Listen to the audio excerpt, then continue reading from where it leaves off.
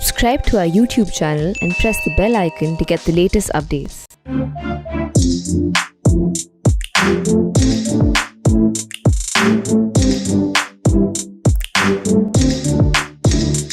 Welcome to the Print Softcover. Today we have with us Mr. Amod Kant. He has served as the DGP in Arunachal Pradesh. He has served in the CBI. He has done a lot of social work. He's also been awarded with the title of a global hero by the United States government for combating human trafficking. And he has done extensive work in cases we can't even imagine, right from the Indira Gandhi assassination to Rajiv Gandhi assassination, then the terror incidents that struck Delhi post those incidents, and including cases of narco terror. So, name the cases, name the crime IPC sections, and Mr. Amod Kant has worked in all those aspects of crime that one can ever imagine. Welcome to the Print, sir.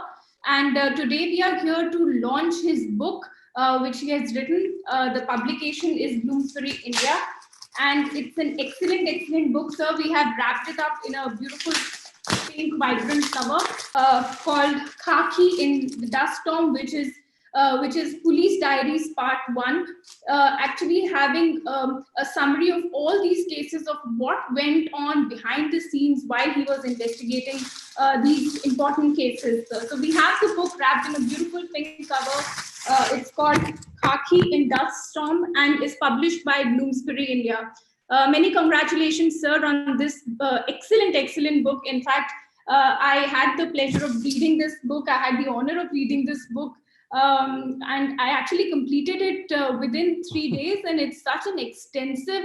It was like a treasury. I mean, we spoke in the morning, I remember, and I remember telling you, and I'm saying that again, that it was like a treasure for a crime reporter like me to actually get hold of these details of what went on behind the scenes while you were investigating these important cases, which are actually historic. So, welcome to the Print, sir.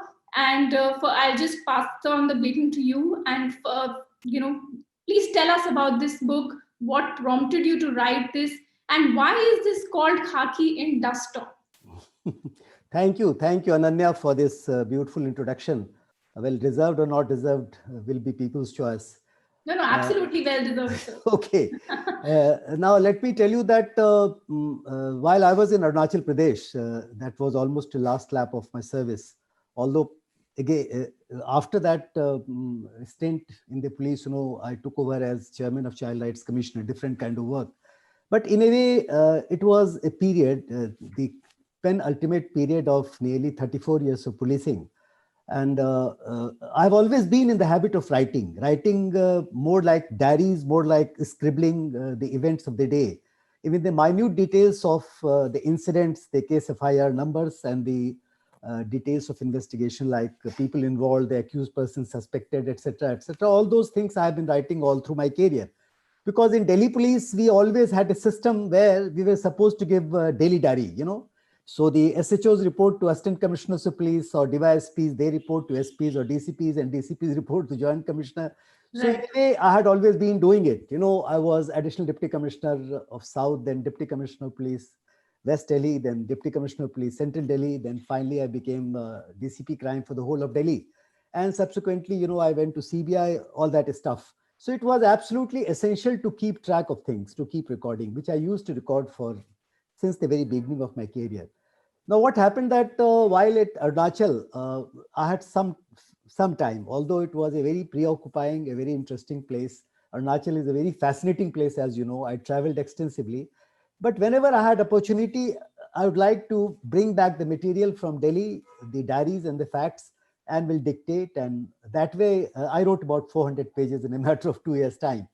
So then that went on and on. Some publishers took it for publication. It hung on. Then I was in the government. I didn't want to publish many things. So after that, recently, thanks to Bloomsbury, this particular material, all that stuff, manuscript, they saw, and they're very keen to publish.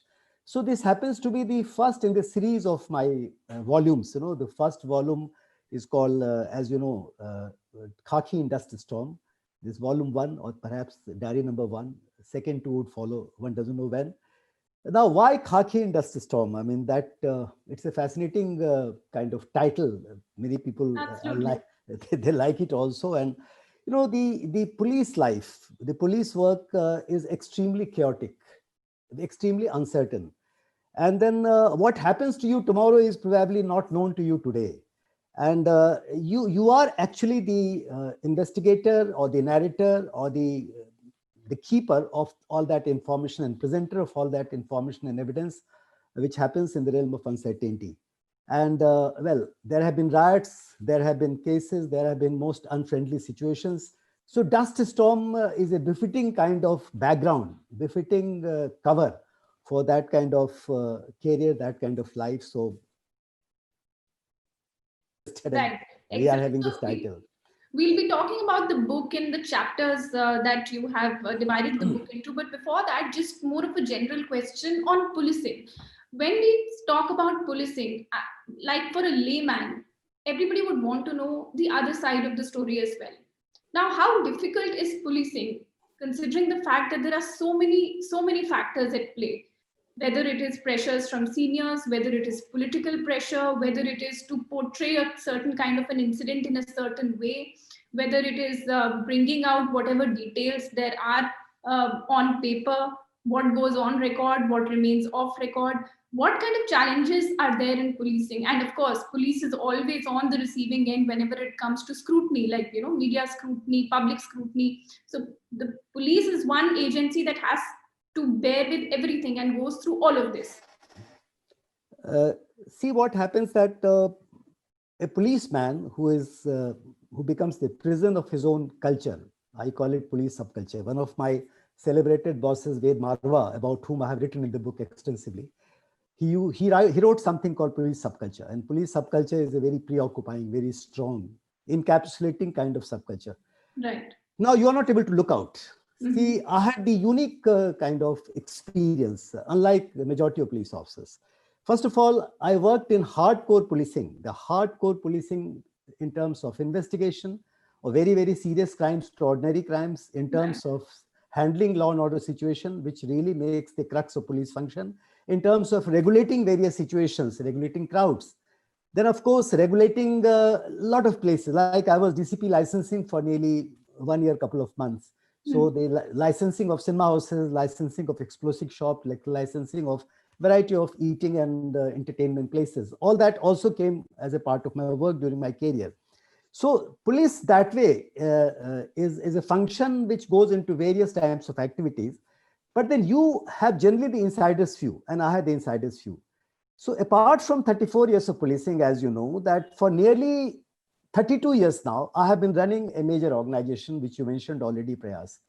I started Prayas in 1988. That was on the 15th year of my service. While I had huge experience already, huge involvement and deep involvement in matters relating to police, something happened. There was a need for the children who were lost and found to be looked after. And I looked after also the missing persons squad of Delhi police, where the children by the evening, in various police stations of Delhi, we were supposed to look after and keep some children. And there was no arrangement, there was no planned program for them. In those times, we didn't have, like today, shelter homes for children. We had government homes only. Right. So we decided to create an activity for these kind of children, and Prayas was born. So from that time till the time I remained in service, what is nearly 20 years. So I had 15 years of hardcore experience in policing, got into the social sector, voluntary sector, where it became a very serious affair for me, a very deep involvement. Prayas, a leader of my organization. Today, I'm also the member coordinator of Niti Ayog's standing committee for CSOs in the country. So I'm deep into the social sector and voluntary sector. So they combined, and nearly 20 years, it was a common period. So whatever I think today, whatever I look back and try to introspect or retrospect my career, I find a very strange combination, and people may also find in the book, of being a policeman from inside and being a person, a social worker from outside. So in this book, I have attempted to combine these two kinds of situations. Very interesting. You have pointed out the actually need for community policing that you have been in fact following and practicing while you were in service, and even now, I would say. So, sir, and a very interesting bit about, you talk about police rules being very myopic and the myopic conventional police rule, you call it. Why do you say that, and why? What do you think needs to change, and if it is practical? See, very few people know, although everybody happens to be a customer for the police, a client for the police.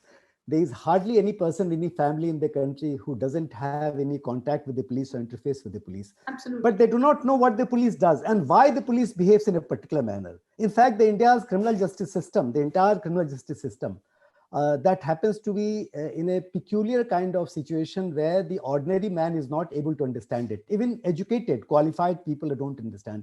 At times, even judges don't understand, lawyers don't understand, the policemen don't understand. So let me clarify that point in response to your question.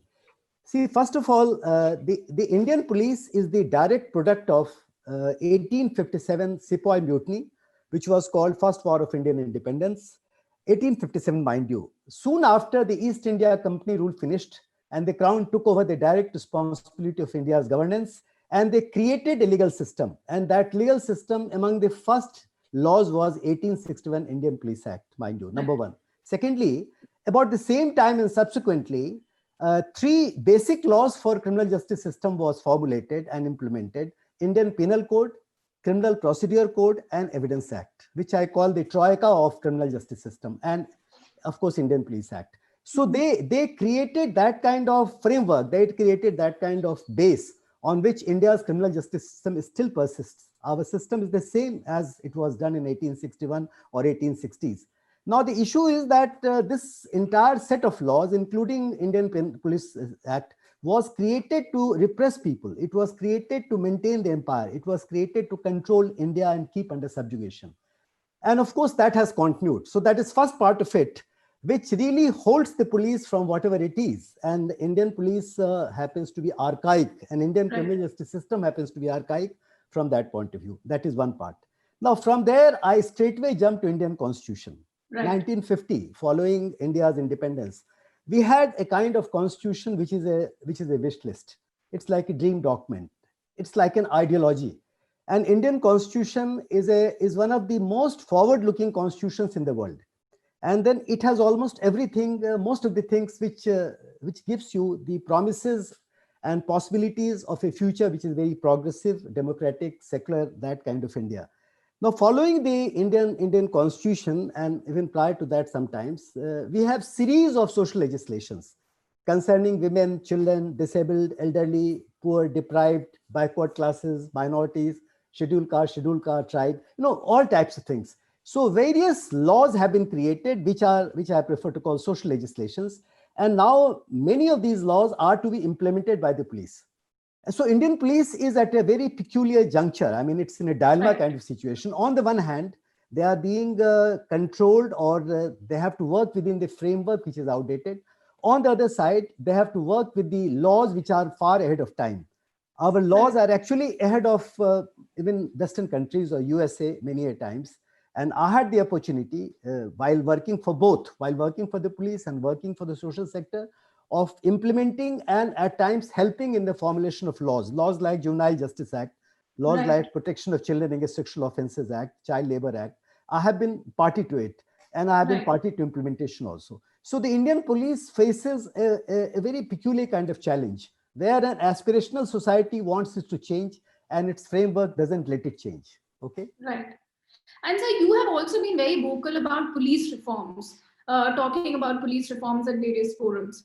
So, and in your book also, I found like that undertone of how police reforms are very necessary in this system. And you've also said, and I've noted it down, that advocating of police reforms while practicing unconventional methods. What do you mean by that? No, the police reforms, as we talk of it today, actually it has been going on for decades again. Absolutely. There have been efforts in various law commissions, various police commissions, and the most important set of police commissions came soon after the emergency in the Janata government, 77. And that time, very surprisingly, which I have written in the book also, that it was Jayaprakash Narayan who had once given the call to various forces not to obey legal orders. He had suggested that there should be a police commission.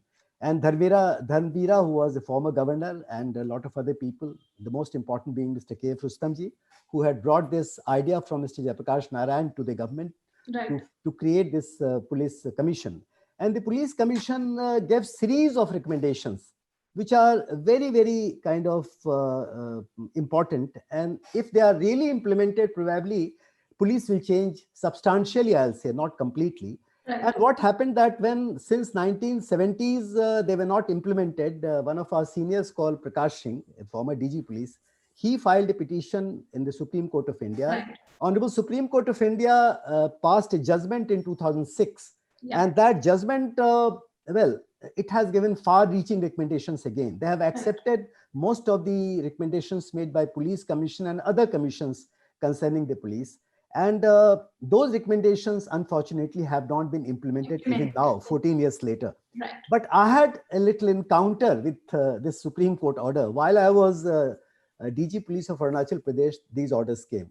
Fortunately, Mr. Bam, who was the Chief Secretary, was a very nice person and very forward-looking person. And both of us together went to Chief Minister, and we were able to convince him that it's a very important Supreme Court judgment, which should be implemented. And we really got it implemented in many ways, tried to get it implemented in many ways in Arunachal Pradesh, which was taken note of by Honorable Supreme Court of India also, that Arunachal perhaps was the first state where it was implemented. I remember. But then subsequently they realized, the political masters and the bureaucratic masters realized that, well, for them it was not exactly a good thing. So that was, I do not know what happened to it. But then police reforms has not been carried out in the manner desired by court, in the manner desired by the commission. I feel very strongly about it because it's by thinking that people who are in power, people who are in authority, those who have got access to the power and those who can get their work done, they can access to court, they can access to police, they can do all these things. They are not really interested in carrying out these reforms. Right. These reforms ultimately will help the common man, the ordinary people, the deprived, the poor, the marginalized. They may become the beneficiaries of the police reforms ultimately, because the police and the criminal justice system, to my opinion, is meant for these kind of people. It is not always, and perhaps more meant for these kind of people and the rich and the powerful. So that is the position, and the police reforms is hanging fire. Very, very marginally it has been carried out, and we are waiting for the time when it gets carried out. Okay. Right. So just to give a peek into the book to our viewers, I'll just start with the 1984 riots. That's the first chapter, from, when you were DCP Central and you get that call when you're just leaving for work and you're bidding your wife goodbye, and you get that call saying that there's an attempt to murder and there's an attack at the PM. If you could just recall that moment for us and tell us what really went into your head and what made you say, was that a policeman? Well, that was a momentous day, momentous morning. I can never forget it, that morning or the following days. See, yes, my house was just behind my office, and there was a wall separating the two. So I had to go. In between, there is Daryaganj police station. Right. So I was about to leave, and I was having some chat with my wife. Suddenly, my wireless operator, who generally carries the information from time to time, across the road on the other side was our control room, Central Delhi control room. I was Deputy Commissioner of Police, Central Delhi that time, the most sensitive district of Delhi. That time we had only 6 districts in Delhi, and sensitive Delhi was most important. Among the most important was Central Delhi. He came and told कि madam को गोली लग गई. He told that madam means Mrs. Gandhi was shot at. And very, very instinctively it came to my mind. Till date, I am not able to explain myself. Why should I say that? Was it a policeman? Yeah. Perhaps because, I had done myself a lot of duties, not with Indira Gandhi, but her predecessors. Okay. Some time back, I was in the security also. I must have spent many, many nights in the building adjacent the Prime Minister's house, and we used to take the round of it. So I had a fairly good idea of the Prime Minister's house, number one. And inside it happens. So some thought, I don't wish to explain that. Then after that, somehow it occurred to me that Indira Gandhi assassination was not going to be an ordinary thing. Right. I thought, and I said it also, that probably there could be a civil war-like situation. Right. I knew it very well. I mean, that way I was a conscious person living in Delhi and working in Delhi police. You have different type of understanding also if you're a person with certain kind of thought process. Right. So I immediately I gave call to all my officers, all my officers of the district, the SHOs and the assistant commissioners of police. And I talked to the people who could get the civil defense people also on job and home guards also on job so Right. that we could plan for it. And within an hour or two, I think by 11:30, I was in a position to talk to them. Right. And I told them that the following days could be perhaps the most difficult days for us. Some of us may not be here. I went to the extent of saying like that. And I said that we have to protect, we have to guard. And then it's almost like warlike situation which developed soon after because Bahadur Shah Jafar Marg, which happens to be the Fleet Street of India, there this information started coming up. Right. Gandhi's body was lying in All India Institute of Medical Sciences. Right. And then, of course, the process started. We will talk about it later. But then, in a way, I had some premonitions. And then I tried to do whatever best could be done during Right. 1984 riots.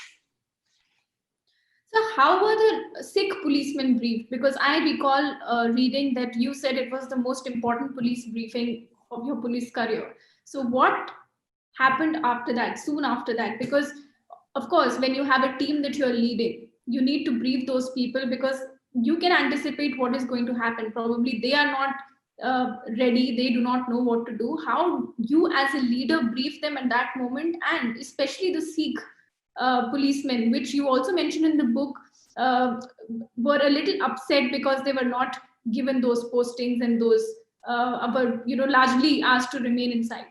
No, that's a very critical question. See what happened that the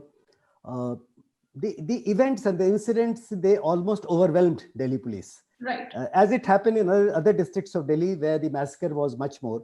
Right. It happened in my district also. In the police headquarters, at a time when the entire Delhi was almost inundated by events, Right. and central Delhi not being an exception, there was a feeling that Sikh officers may become targets of attack.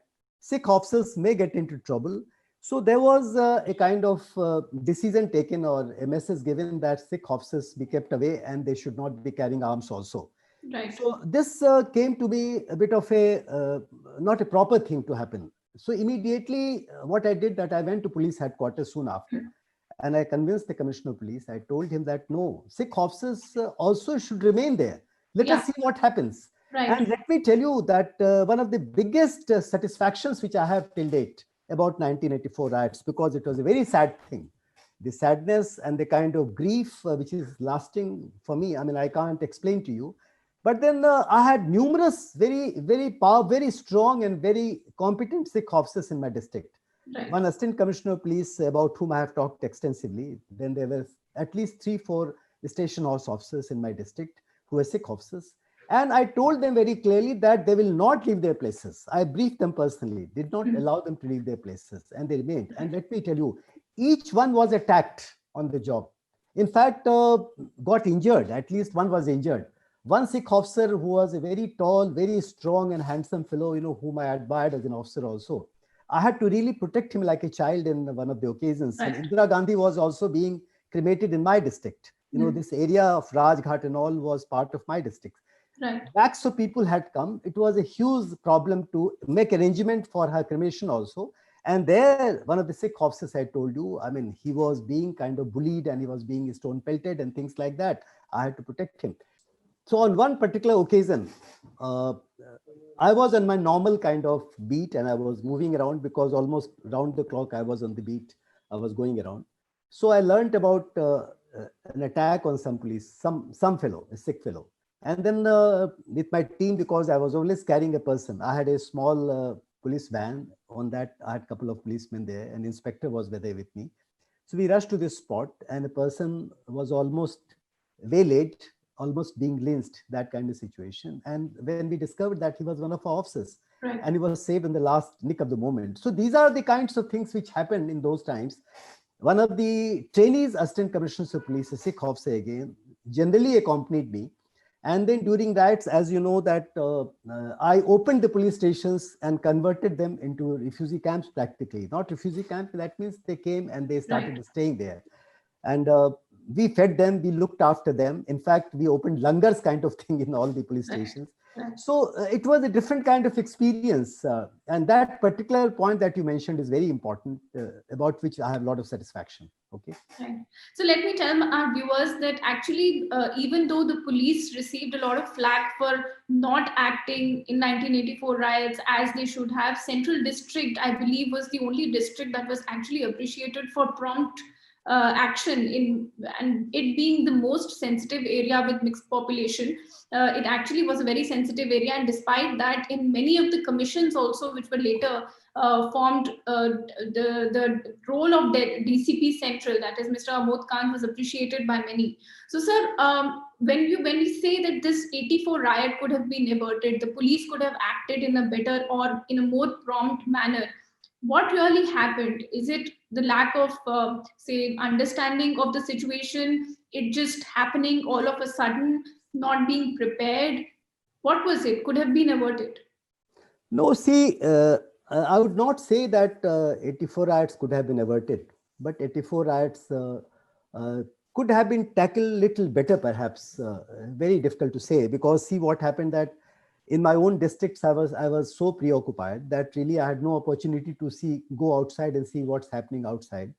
But then the fact remains that if you look at the entire Delhi, nearly 3,000 Sikhs were targeted and they were massacred. Right. It happened very badly, very terrible thing. The total casualty in my district was very small, actually. Just about maybe 30-35 persons were killed, and 8 bodies of the 6 were actually found dumped in one of my areas, in Ridge area, that was there. And perhaps among the casualty, we had, let's say, 18 Hindus were also killed in this area, and maybe about 26 were killed. And injured also, the number of Hindus who got injured overall, as per the reports in the hospitals, well, I think was more than the number of persons, 6, who were injured in central Delhi. And we opened fire at many places. In hundreds of places, we wielded our lathi, we tried to stop them. And then we not only did that, we recovered huge properties. We made about 1,000 arrests in the district. So we acted, we tried to act. But I would not like to say that I was satisfied completely, because times were so difficult. I mean, for example, I recall that while I was in a particular place where there is a big tire market, DB Gupta Road and all, and there, as you know very well, that it was such a sad thing and such a cruel thing that these tires were actually used to kill, and they were burnt along with the bodies of Sikhs. And that particular area was full of tires. And I was present there in that area, and we did not allow a single event to take place there. It was a tire market, a huge tire market. And there we had more than a couple of thousand crowd was there, and we could negotiate, we could use force, and we could disperse them. So that kind of thing kept on happening in many places. So all these things came ultimately to be examined by the commissions. Rangnath Mishra Commission, as you know, was appointed soon after the 84 riots, and it went into great details. And it is a fact that they reported about the good work or whatever work we did in our district. They went out of way to appreciate our work. And then, so it was there. And subsequently also, after many years, Nanavati Commission was also appointed. Nanavati Commission looked into certain facts. And then ultimately, it also gave clean chit to my district. So Central Delhi, that way, its performance was brought on record.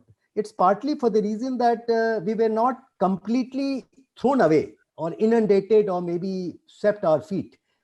We tried to control the situation, and we could do it. Although we had the serious problem of manpower, serious problem of equipments and gadgets and firepower, everything. Let me tell you that Delhi police had just about 30 to 40 mobile vans in those times, 1984. And the force was almost 1/4 of what it became ultimately. So we had the huge problem of scarcity of manpower, scarcity of vehicles and communication, scarcity of all equipments in those times. And that could be one of the reasons, or perhaps these reasons also contributed towards the inadequate action or no action taken by many police officers in many areas. But of course, leadership counts. Decidedly in police, if you are a leader, you have to stand up to it. You have to go out into the situation. You have to lead your men physically. If you're not able to lead your officers and men, perhaps you cannot do it, especially in the situation of riots and all. Many riots, your people desert you because if they think that you are coward and you can't really go into the situation, they would not like to work with you. So, well, it matters a lot, those kinds of So things. how much role does political pressure play in these situations? Because I'm saying that because I'll bring in the Delhi riot situation also that happened while the anti-CA protests were on. Same allegations the police faced, that the mob ran amok for 2 days for over 72 hours. The police was standing and not doing anything. Probably there was political pressure. There were allegations. There were theories. How much is this theory, or I would say allegation, of political pressure in these situations work? I mean, is it real or is it just theory? The political pressure, or the pressure exercised by those who are in power, or the pressure exercised by those who happen to be other politicians or other kinds of leaders, or they happen to be from the government also many a times, bureaucrats also many a times. It's a reality, it happens. And the police, a police officer has to function in situations of conflicting demands, in situations of riots, where people are involved. And so there, obviously, when you are operating in a public place, when you are operating in a riotous situation, decidedly there are leaders who lead the rioters also. Right. There have to be. I mean, many a times the mobs are leaderless, that comes. But many a times, and majority of times, the mobs have some leaders, and there are people who are being led for whatever reason. 84 riots decidedly had small leaders all over. It is not that the mob was completely leaderless. Maybe, I mean, you are aware that several very important leaders have been indicted. Right. And then there have been cases, there have been inquiries against many leaders in Delhi. There have been inquiries and cases against police officers also for inaction, for conniving with, let's say, people at times. So that kind of situation comes in my district also, which I have reported in my book, and you will come to know about it. We'll talk about that. Yes. Very openly discussed about it. So the point I am trying to make, that in situation of law and order, it is very normal and natural that the mobs will be led by some people or misled by somebody. They turn violent because they are provocative speeches. They turn violent because there is an issue which is played up in a manner which takes a violent turn. So these are the situations which is a reality, and it was in full play so far as 84 riots are concerned. Right. So you have mentioned these two lines, and I have made a note, so I would like to ask. You say law was not the ultimate guide, nor constitution supreme. What do you mean by that? I mean, you're talking about those times, is it? Yes, those times. Decidedly, I mean, what I'm trying to say, that to implement the law, I mean, what the law requires that if you find a crime being committed, if you find some people who are taking law in their hands, you have the full authority to arrest the person. You have the full authority to exercise force and catch the person and put him behind the bar, produce in the court, register a case against him. So this is what the law says. And law flows from the Constitution of India. Right. So that has to prevail. Now, in situation like this, where let's say the anarchy is let loose over an entire city, or maybe in major parts of the country, in that kind of situation, the law gets subsumed by the situation which is so violent, situation which is so out of control. So I'm talking about that. So it was difficult. But then, as I mentioned to you, that in our district, we attempted to register a large number of cases. We arrested 1,000 people, I told you, in various cases of riots and all. Over 504 to 450 people were arrested for serious crimes like murders and riots and loot and all that stuff. So we tried to do it. But then it's my lament. I bemoaned the fact, perhaps in my book, that yes, the overall situation was such that the law was not being implemented. The constitutional supremacy was not being felt. Right. So when we talk about communal riots like these anti-Sikh riots, 84, or the Delhi riots, is there a specific formula that the police follows in tackling these? And how is the ground reality? How far is the ground reality from the legal provisions or the rule book? See, there are rule books for everything. There are legal provisions for all, and police has powers also. Delhi police, of course, is empowered because we have a commissioner of police system. In 1984, also we had commissioner of police system. Right. In commissioner of police system, you don't have to look up to a magistrate for giving orders, for lathi charge or for controlling law and order situation. So you have the authority. and that authority has to be excised. Right. And well, what really happens, which has been my experience in situations of law and order, not only 84 riots. See, during the same period in 1980s, when I was Deputy Commissioner of Police, West Delhi, I was Additional DCP South. When I was Additional DCP South, let me inform you, there was a big 1-month strike in All India Institute of Medical Sciences. And let me inform you that the director was almost persona non grata. And for nearly a month, I was the negotiator. I became the mediator between the boys and the staff of the All India Institute, and of course the governing body or whoever. That kind of situation comes, so you have to play different kinds of roles. So in these 3 districts, and communal situation particularly, which you mentioned, walled city has a mixed population. And on small provocations, very, very small provocation. I mean, let's say a boy and a girl from different communities, they go away. There is a small accident in the walled city, let's say between a car and a cycle, and then there is a fight erupts, which is between 2 communities. Such a small things have led to massive communal riots in that area.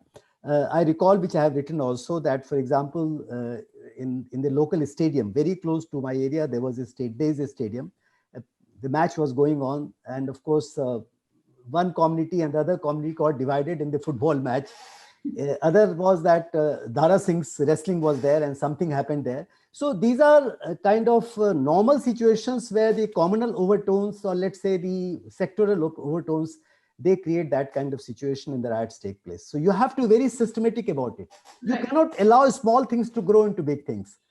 The policeman has to be very, very careful to tackle these situations right in the beginning. If you do it, probably you can do it better. So bringing it back to that political pressure that we were talking about, you have also mentioned in the book about one incident where your senior did not stand for you. So how important is it in policing for the leadership to be strong? And I am talking this in context of, you must have known about this recent protest by policemen against their own commissioner, which happened with the last commissioner. So this was something that was unprecedented, never heard of, that, policemen, head constables, inspectors, constables coming out on the roads and protesting outside their own headquarters, asking for a better leadership. So how important is the leadership? Because their concern was that our leaders don't stand up for us. We are the ones, if we take action, then then there's a problem. If we don't take action, then action is taken against us. So we don't have that sort of leadership. We don't have that sort of, a senior leader standing beside us telling us, go ahead. If we say that the rule of law must prevail, if we say that the policeman's duty is to protect the community or those who are in a situation of crisis or disaster, then, well, it applies on everybody. And the senior police officer has a role to play. The senior police officer has to lead. And decidedly, if the senior police officer's leadership is not found to be adequate, the juniors, the 80% of the police force happens to be the lower constable, the lower subordinate, as we call them. I mean, the constable and head constable. They look up to you, and any leader is tested in the time of crisis. So there, you cannot just say that there is some pressure. You cannot just say that what a particular kind of leaders feel, the other kind of leaders feel. You have to be neutral, you have to be strong, and you have to be assertive. I mean, you cannot really, let's say, become subservient to any kind of pressure while you have a legal duty to perform and you are not able to do it. Nobody is going to kind of excuse you for that. And let me inform you, your own force doesn't excuse you. Your own people will not accept it. Yes. So that's the point which I'm trying to elaborate. Okay. Right. So, sir, one last question on the riots. You have called it a class war. And that is what, in fact, I was trying to understand. Why have you called this riot a class war? See, I have attempted to get into the background of 1984 riots, and I have shown that how this very strong and this very manly and this very powerful and very rich at times and successful community of Sikhs, how they were targeted. I've attempted to talk about it. Many of them came as refugees. Many of them were not so rich when they started off their life. But then slowly and gradually, this community did exceedingly well for themselves in the city of Delhi and other parts of the country. and they became targets. So there was a trend that could be found in 84 riots, and that trend I have attempted to analyze.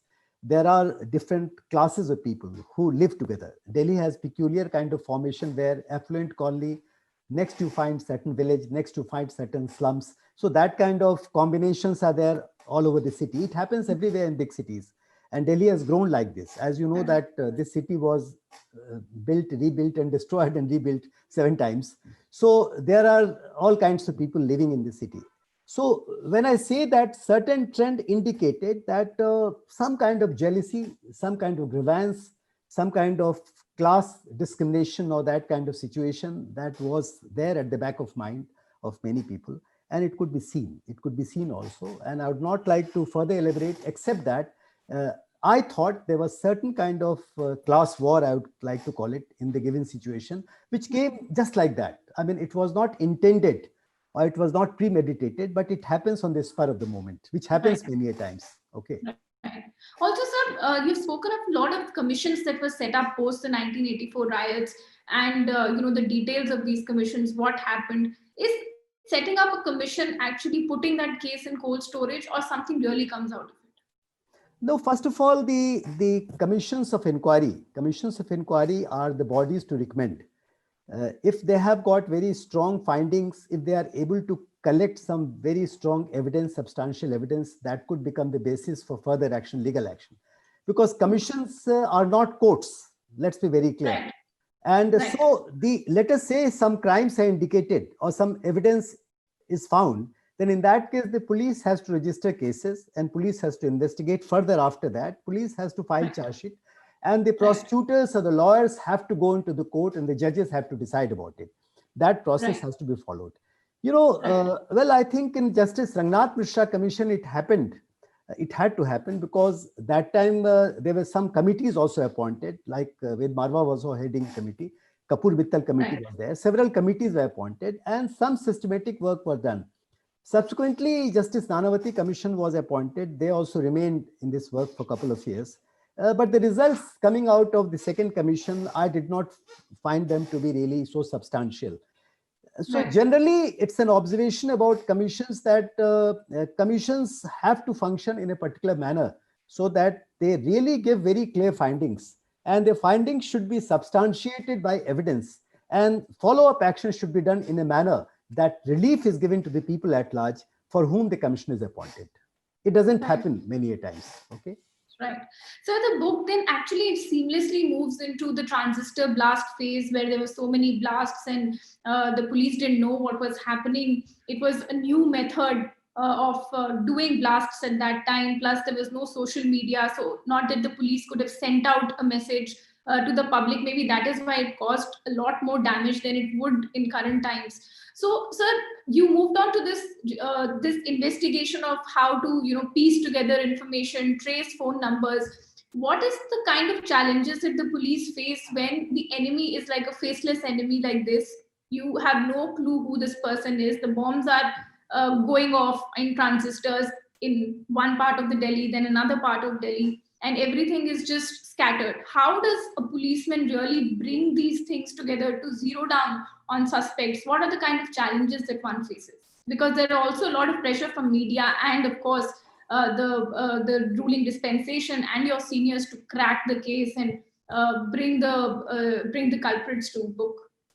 See, following 1984 riots, the biggest operation which was carried out by the terrorists or the extremists who were totally supported by the victims of 1984 riots was this case I called the transistor bomb blast cases. It happened on the 10th and 11th of May 1985. And suddenly, in Delhi, like crackers all over, the bombs started exploding, not only in Delhi, but 5 states were covered by this, the neighboring states of Delhi. And up to Jammu, there were cases, up to Punjab and Haryana, we had cases, Uttar Pradesh, we had cases, Delhi, we had cases. So these cases were a peculiar contraption, the IED, we call it, that transistor bombs had been made somewhere and people learned about it. And they were planted by the people, which we learned later that most of the people who planted these bombs happened to be the victims of 1984. the young people Right. who had iron in their soul, and they were extremely aggrieved on account of the losses in 84 riots. So, so they planted these bombs. The bomb was manufactured somewhere. We learned later that nearly 100 bombs were manufactured, and nearly, I think, 70 to 80 bombs were exploded.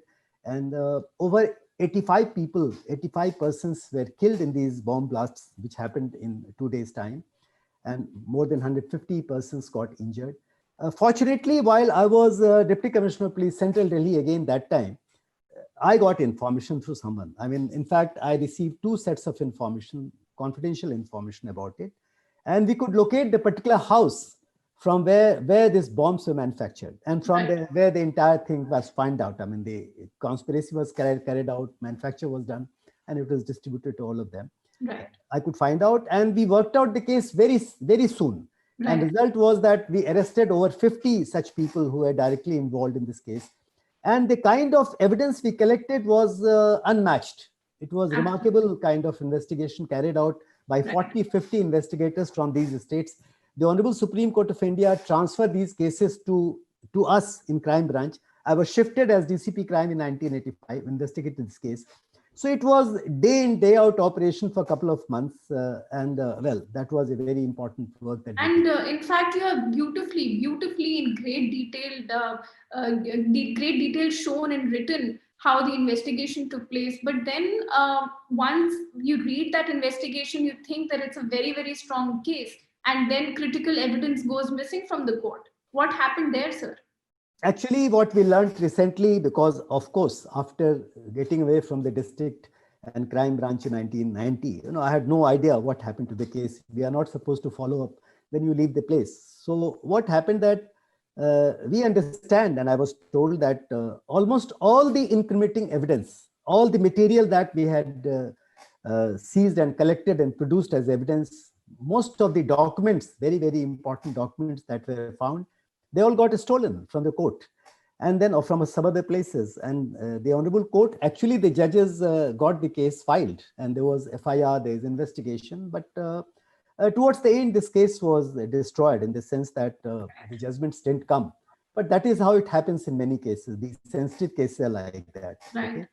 So, sir, that is what brings to my next question: a delayed trial. Like in this case, which was such a well investigated case, you could see, I mean, the kind of details that you have given in the book, anyone would read and say that it's a strong case, as I said. So delay in, say, trial, does it affect such well investigated cases? What does it say about our criminal, about our judiciary, about our criminal justice system also? If I can club that question. I have referred to somewhere that India's criminal justice system is borrowed from Anglo-Saxon system, which is called accusatory. We have to prove case against individuals. Right. We are not exactly a fact-finding or the truth-finding agency. Right. See, in my considered opinion, my basic job is to find the truth. The truth could be law and order, the truth could be in a case. Okay. And I have written this part also in the beginning in the book. Now, the issue is that if you try to prove a case against someone, then the entire method of operation changes. Here, the material was there, and the material could be produced in the court, and the court could have taken a view. But that is not the way the Indian criminal justice system functions. We do not have inquisitory system. It is called accusatory system. Right. So I have serious grievances with this kind of system because that is why in most of the cases, as you know, that the conviction rate of in India is hardly about 15-20%. Not more than 20% cases get convicted.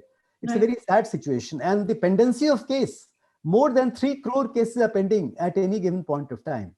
I mean, the entire system is cracking actually under the load of the cases and under the system which operates in a very weird way. So this is what I think as through my experience in policing for these 34 years. So you have also beautifully explained in the book, in the backdrop of Operation Blue Star, how Sikh extremism was operating in Delhi, also with these attacks and these sporadic incidents of violence that were being reported in that period. And there is a black book that you have referred to, in fact, which then led to these political assassinations and an assassination of a ex-army general as well. So what was this black book, and what was the relevance of this Mauser pistol that you have? Mauser pistol. Mauser pistol, yes, that you have, that actually became the link between, piecing together these assassinations together. So it's quite fascinating how you've described how this pistol actually got you to crack these cases. So if you could just tell us a little about the Black Book and how, in the backdrop of Operation Blue Star, Sikh extremism was playing out in Delhi. See, some of the rights bodies, PUDR in this case, People's Union for Democratic Rights, they brought out a book after thorough inquiry of the 1984 riots. And they talked about who are guilty. There was something called who are guilty, and some names were given. Well, I don't stand by it completely because the facts may not be completely accurate, but they were there. And then this was called the Black Book, as you mentioned it. Okay. So what happened that some persons, some individuals, political leaders were targeted for that reason. And what happened that when these very strong outfits of the extremist groups, when they started operating in Delhi, I mean, one of the known faces was Harjinder Singh Jinda. Right. And he was arrested by us. My team actually arrested him earlier also, soon after Lalit Makan had been assassinated and Arjun Das, who was a councillor, was assassinated. So that so-called Black Book or so-called who are guilty kind of thing, that became the basis. And Lalit Makan, who was a very popular member of parliament, Arjun Das, who was very close to the Gandhi family also. Now, they were targeted first and they were assassinated. And we arrested Harjinder Singh Jinda and some other people in the gang earlier. Now, this fellow was taken to Ahmedabad because he had committed many crimes. This gang had committed several cases in other states also. And at Ahmedabad, he escaped the custody. And he was joined by a couple of other gang members, one of them being Sukhdev Singh Sukha. So Sukha and Harjinder Singh Jinda, they joined hands and they killed the former Chief of Army Staff General A.S. Vaidya in Pune, which was a very important case again. Series of crimes they committed and targeted people are there. And I had the opportunity to investigate all these series of cases because that was the time I was Deputy Commissioner of Police Crime Branch. Right. These cases came to me. I had a very good team. We worked out these cases, all of them, the series of crimes. And then apart from that, several other crimes took place. But then that particular pistol that you're talking about, Mauser pistol, see what happened that that particular weapon originated in Golden Temple. Okay. While Golden Temple was almost occupied by Sant Bhindrawale, that time there was a group and a lot of weapons used to be there inside Golden Temple. One of the weapons which was located, which was traced from Golden Temple came out. And this gang committed a series of crimes in Punjab. Like Professor Tiwari was killed, then Ramesh Chandra, who was heading Punjab Kesari, was killed. Likewise, several assassinations took place, and this particular weapon was not used in all weapons, in all crimes, but then this weapon used to figure from time to time. So in a way, Right. it became a kind of connecting link among other kinds of cases. So it helped Right. us, and we could arrest most of the gang members, and this case got worked out. Sukhdev Singh Sukha and Harjinder Singh Jinda were given death sentence. In Pune, they were executed. Okay. Right. So then you moved to the Central Bureau of Investigation, where you had your brief period of a monotonous desk job that you have mentioned before the Rajiv Gandhi assassination case came to you. And it's quite an intriguing case because there's still a unit, the MDMA unit in CBI, that is looking into the case. What are the complications that this case has that it is still under investigation? No, first of all, let me finish the previous part of your thing because political assassinations were not the last thing. Delhi was subjected to huge massacre after that. Right. And somebody called Surjit Singh Penta, who happened to be from Khalistani Commando Force, as they used to call it, he suddenly became very, very prominent and he led a gang of people. And he was related to Jinda also, incidentally. So they committed massacre of people, a lot of people in South Delhi, in Right, Greater Kailash area, CR Park, Chitrajan Park area, all that stuff. And we were able to get them also. But unfortunately, Penta committed suicide when following Operation Blue Star, there was something called Operation Black Thunder. Yes. which was organized by Mr. KPS Gill. Mr. Ved Marwa also supported it. Right. And when he was surrendering, he committed suicide. So that was another set of crimes I thought I'll mention. Yes, Coming no, back to, it was quite interesting how one after the other you were receiving that input and you were chasing that input, one shooting here, another here. They were going from one place to another, from Kalkaji, Govindpuri, and then finally that night, in fact, would have been extremely. It was a horrible night. It was a horrible night. I could see the leadership of Ved Marwa very much in play, and I admired him a lot. In my book also, I have admired Ved Marwa. Right. KPS Gill, I have written about him. I have written about Mr. M.B. Kaushal. I have written in fact, about all your mentors you have mentioned in great That's detail. correct. They are my mentors. Mr. Vijay Karan, who was director of CBI. Mr. Vijay Karan, he was responsible to take me to CBI. And he was earlier Commissioner of Police of Delhi also. And there, well, I had a dull time for just a few days because I have explained that in certain words in my diary, in my book also. But then Rajiv Gandhi was assassinated, and I had a background of investigating these terrorist crimes. So soon after, I mean, the day he was assassinated in the night, and next day, Mr. Vijay Karan called me up and he told me that I had to proceed to Madras. And I took the lead. I mean, they took the team from Delhi, including some of the forensic experts and some other good officers who were there. And we went to Madras. And let me inform you that although it was a massive investigation, I mean, no other investigation can be compared to Rajiv Gandhi assassination, because two other big assassinations, noteworthy assassinations in India, Mahatma Gandhi assassination and Indira Gandhi assassination, in both the cases, the killers were caught, right, or they were neutralized. But here it was complete dark. You know, we had no clue about it. It was very difficult. And ultimately, you mentioned to some kind of inquiries is still going on about international or the larger conspiracy, I call it. Right, larger conspiracy. But so far as the case is concerned, we were able to work out this case in very short period. Just about 10-15 days, we had a good clue. We could identify the main conspirator, that one-eyed Jack called Shivrasan or Raghuvaran. We came to know about him. We were able to arrest some of the perpetrators immediately. Right. We tracked him down, and it's unfortunate, about which also I have written, it's unfortunate that Shivrasan, along with a girl called Shubha, who happened to be the substitute for Dhanu, who killed herself by blasting herself while killing Mr. Rajiv Gandhi and other people who died in this particular event. Shubha also committed suicide along with Shivrasan while they were about to be caught in a place called Kunnankute near Bangalore. So that was a sad ending to a marvelous investigation. But then so far as investigation is concerned, we carried out investigation in India, in Sri Lanka, in some other countries. I traveled to these countries also. And then this investigation had huge international ramifications, and putting the evidence together, because we had a very strong support base. I mean, this LTT cadre, which originated from Prabhakaran, who was LTT Supremo, LTT Tigress leader called Akila, and Potu Aman, who was the intelligence chief of LTT. They guided Shivrasan to do it, and there was a gang here. And there was a group of people between Indian sympathizers and those who came from Sri Lanka. They committed this crime. It was very difficult, but it went off very well. And as you know that till date, those couple of people who were sentenced to death, who were death sentence has been commuted, are still in the jail. They have not released yet.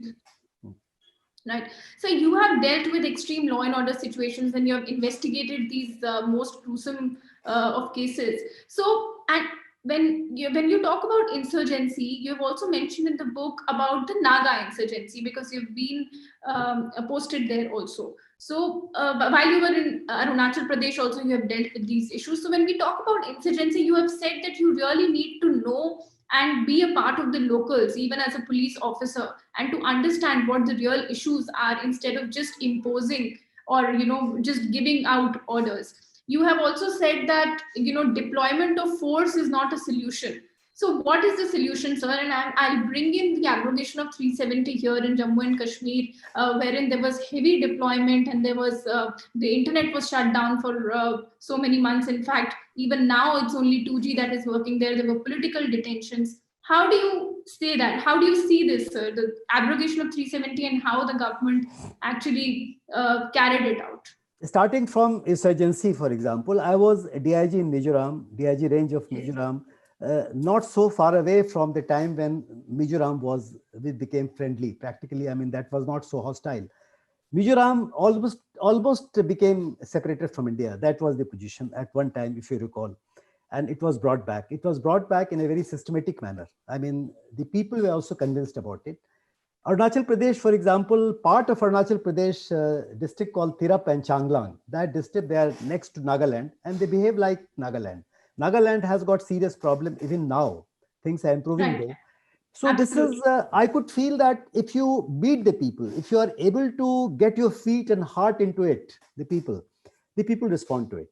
And not only because you do community policing, but also because the policeman's job is to work with the people, work with the society. You can't develop any information. You cannot create confidence. You cannot work in situations of law and order or any other situation unless you are friendly with the people. I mean, that goes without saying. Insurgency is no exception, according to me. Insurgency also is part of police work and should be done that way.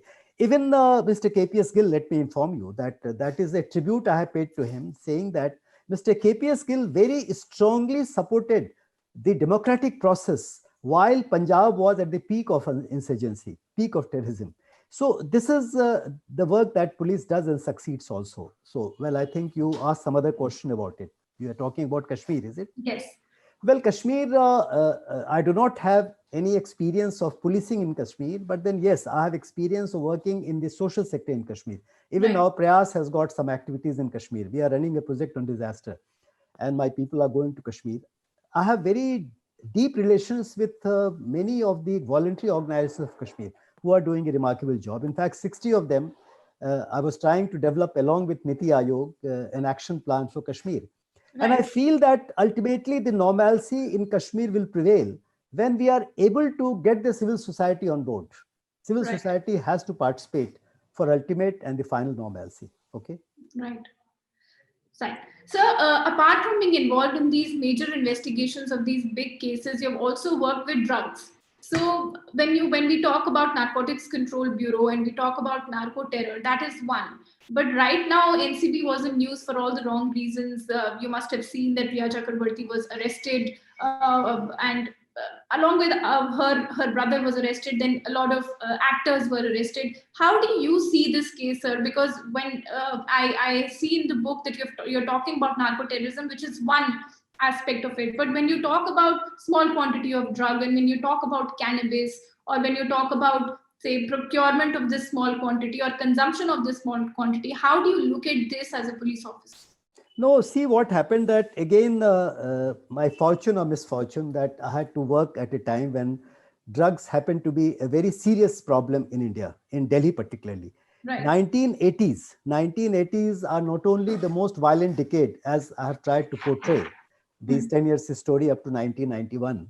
The drugs also incidentally suddenly grew exponentially because of heroin, smack and some other things. Right. And India, as you know, sits in the middle of Golden Crescent, Golden Triangle and Nepal. Right. India could have become like, let's say, Colombia and Bolivia or Chile, right. But right. India did not become like that. Right. We have done exceedingly well, let me inform you. And 1986, this Narcotic Drug Psychotropic Substances Act was brought, thanks to Rajiv Gandhi. And then this Narcotic Control Bureau was created, and Mr. B.V. Kumar, an outstanding officer, I worked with him separately. I was Deputy Commissioner of Police, he was from Customs, but we had excellent relationship. And then we arrested 5,834 drug peddlers and drug addicts in a matter of 2.5 years, right. About whom I conducted a study, which I have written in the book also. Right. And we found that majority of them happened to be ordinary people. And they became drug addicts, and they also were peddlers, for example. They were not big syndicates, because we also worked against big syndicates, and we were able to catch big quantities of drugs also, but small quantities. These small quantity drugs are a different phenomena altogether. And then to give extraordinary importance to it, except in its, let's say, social part of it. Right. The NDPS Act provides that a small quantity, for small quantity drugs, you have got a small punishment also. And perhaps their de-addiction, their treatment is far more important. Right. It has a social purpose. It has a social way to go about it. So in my opinion, all this huge publicity about the seizure or perhaps people getting used to drugs somewhere and they are being caught, there has to be a program, a very systematic program to eliminate this kind of problem. It's a serious malady, because even those big drug traffickers ultimately feed small quantities to that extent. But then I think it's extraordinary importance being given. I'm not really impressed by it. Okay. You have mentioned in great detail also about how these peddlers are not themselves consuming drugs and how these drugs actually enter India. So I'm not going to give out much details because I would want the viewers to actually read the book and know about it themselves. In fact, thank you so much, sir. There are so many topics to talk about because you have such a sea of experience, but then we are just running out of time. Congratulations once more again, sir, for your book, Khaki in the Dust Storm. I have got my copy. I have read it. In fact, I'm going to read it again because it has so many details that one needs to actually make their own notes while reading these books, by reading this book. So I'm going to wait for the next copy, sir. I hope that part 2 comes out soon. All the very best. And thank you so much for being with us today, sir. No, I only wish, thank you very much. I only wish that the professionals, may perhaps the police officers and the investigators and the people from the legal community, they would love to read it, because I have been very authentic, very factual and very truthful. Absolutely. And try to explain things from the social point of view also. Thank you very much. Thanks. Thank you so much, sir. Thanks a lot. Thank you.